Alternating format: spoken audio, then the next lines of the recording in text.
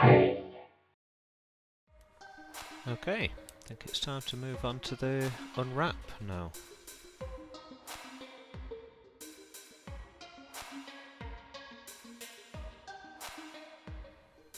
And we want to clear the predefined edges. The way it suggests to do this in the tutorial is in the modifier list. If we search for UVW, we can put a UVW mapping clear onto the model at the top of the stack and collapse to, and that'll clear all of the edges. Equally, we can just come down to the mapping channels, move up one and abandon, and then move down one and just move, and that's done it for us as well. Either's good. So what I want to do is start working my way around the model and start cutting in the seams, and I'll do that now.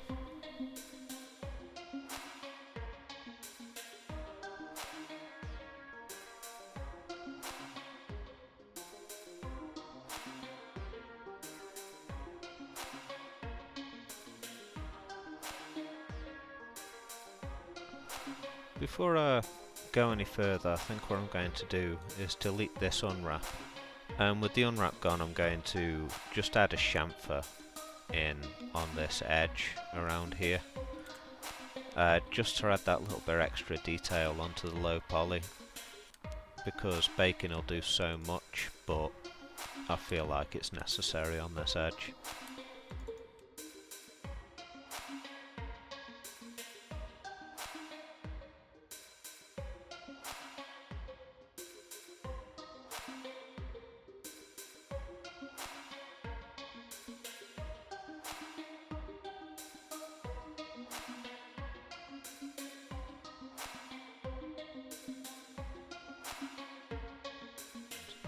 I feel like if I jump over into edges, if we get rid of this one and then cut instead across to this corner,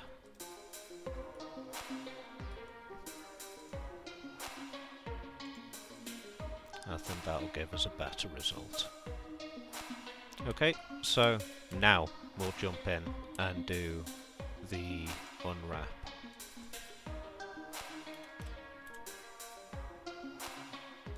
So unwrap UVW, clear the mapping, over into edges. I'll start with point-to-point seams, or will I?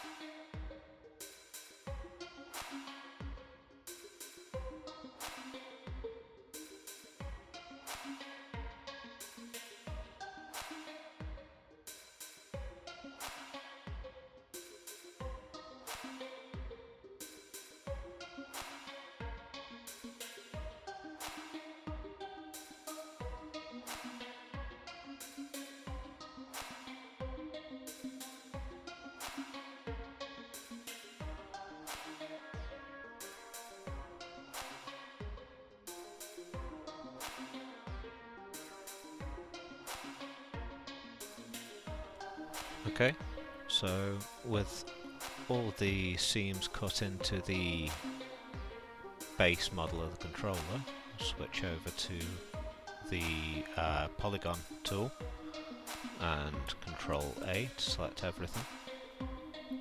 Open up the UV editor and we're going to peel. Then go into Tools, Pack UVs, Control-L, rotate clusters.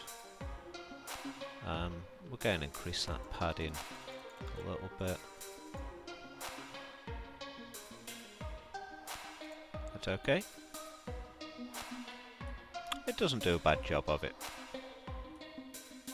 It'll take a little bit of manoeuvring just to get the best use out of the texture space, but that's a good start. I'm going to go about now moving all of these into better positions and trying to get a little bit more use out of this empty space. So I'm going to time lapse the rest of this, and the same for the buttons, because it's all going to be the same process.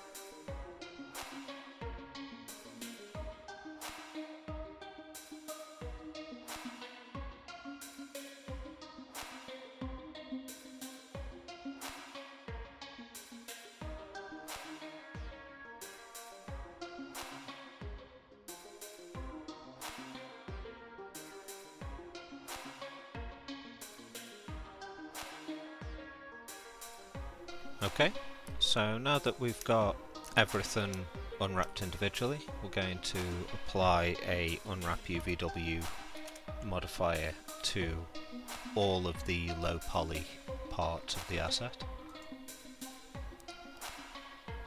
And then we can go into the UV editor. And everything's here, how we laid it out. It's overlaid onto each other, so we're going to have to come in. Oh, have our select polys, there we go.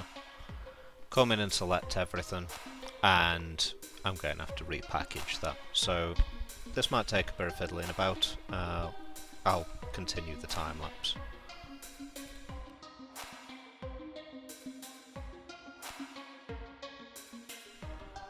That actually hasn't done too bad of a job at packing this. I might repack with a little bit more padding, but I don't think I'm going to need to come in here and go crazy with this. Let's just up the padding maybe to that. Okay, yeah, that's much neater. Okay, so what I'm going to do is I'm going to bring some of these things over here to use this texture space up and increase the size of the D-pad, because on the actual asset, the controller itself, we have this detail, the arrows and the little circular indent in the middle, and we're going to want to just give ourselves a little bit more texel density for the D-pad to be able to do that in the texturing process.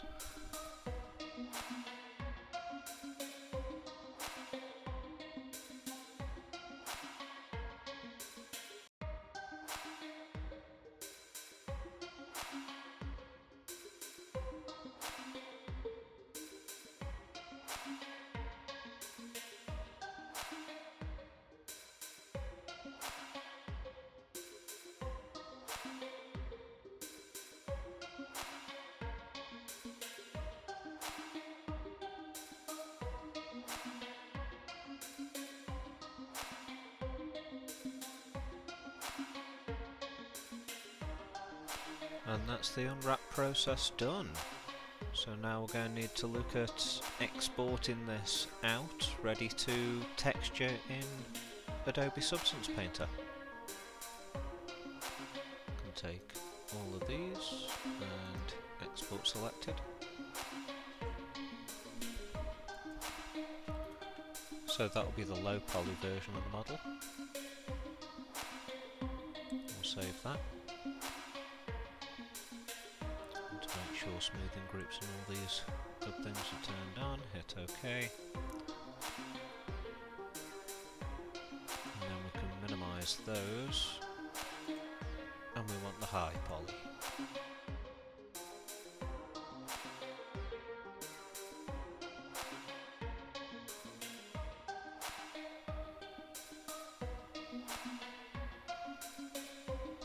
Export selected. And this is going to be the high poly.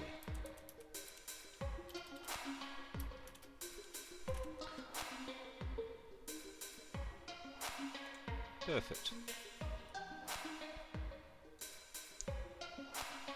So now that that's exported out as both, we have both the high poly and the low poly exported there.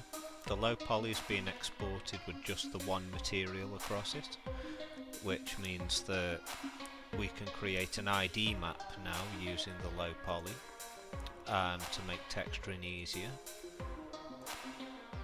Just turn all these low poly assets back on so we can see them. So yeah, we can make the ID map now. And that'll just separate all of the areas off that we want to texture differently, and that'll just make the process much faster in Adobe Substance Painter. Nebula Skull.